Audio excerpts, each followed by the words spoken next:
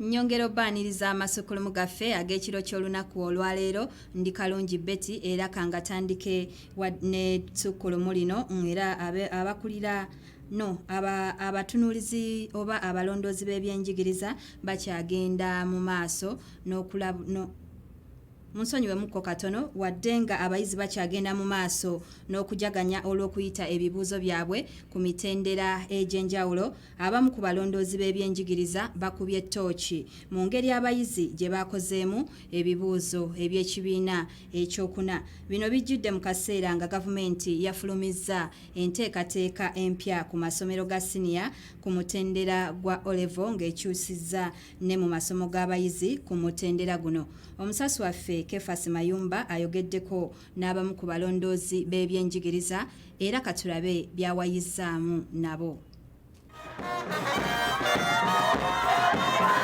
Essanyu ly'okuyita ebibuuzo tekyegaanika na buli kati likyagenda mu maaso n'okweyolekera mu bitundu by'eggwanga eby'enjawulo.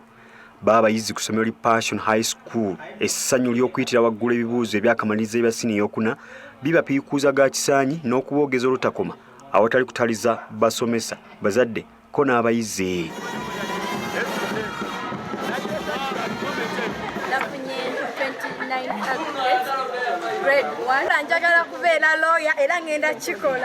Embeera eno mwattu erabikira ne mu masomero amalala mangi agamenye mu jjenje ekkalu mu kukola ebibuuzo bino bwe gutyo bwe gubadde ne ku ssomero li Bishop Senior Secondary School e Mukono.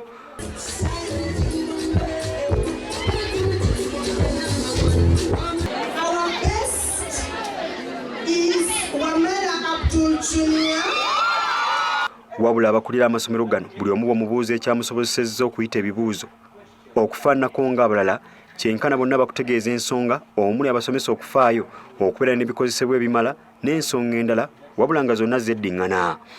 Okuviira ddala kwasooka paka kwasembayo tukoledde wamu nga ttiimu.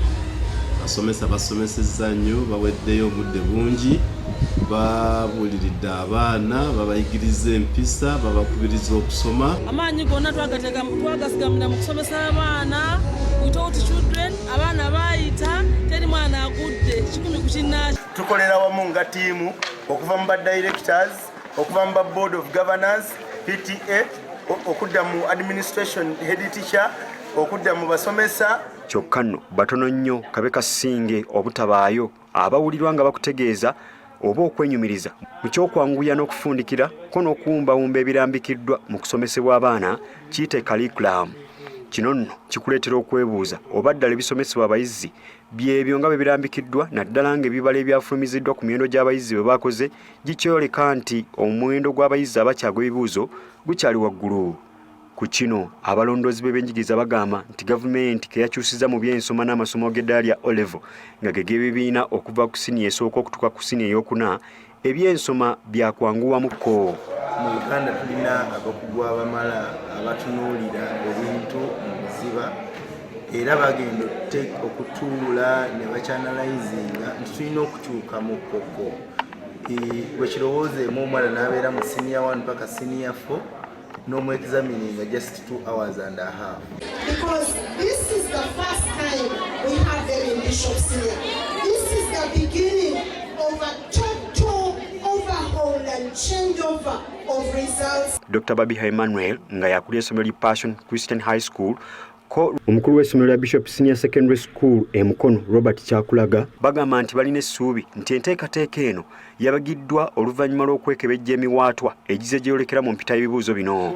At the end of the day, if we can inculcate the moral standards in these schools, lwakuba omwana omulenzi abeera ku ssomero kingi nnyo okusinga w'abeera ewaka.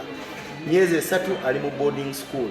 Naye mu essomero, what are you promoting? What is your agenda? What are you trying to accomplish? Twebaza PTA n'abazadde olw'okufaayo okuweerera abaana naye okusinga byonna kusasula fees n'okuwa abaana bye tubyetaaga kuba abantu badde tusaba ebintu bingi byetaaga okukozesa okusobola okuyita.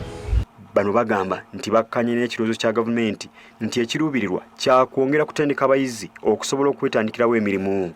Ye Dr. Babiha Emmanuel alimu n'okwegumya nti abamu ku bawaniridde amakowa ag'enjawulo mu ggwanga abamu tebaalaba na ku mbaawo ziwera era ng'abakulu bandibanga nabo bakkaanya na kino kyeyolekedde mu ngeri ekitongole ki National Curriculum Development Center ekikola ku bisomesebwa mu ggwanga nga kigamba nti abaana babadde basomesebwa byakuwuliriza buwuliriza ne bateekwatiramu kussa mu nkola bye baba basomye.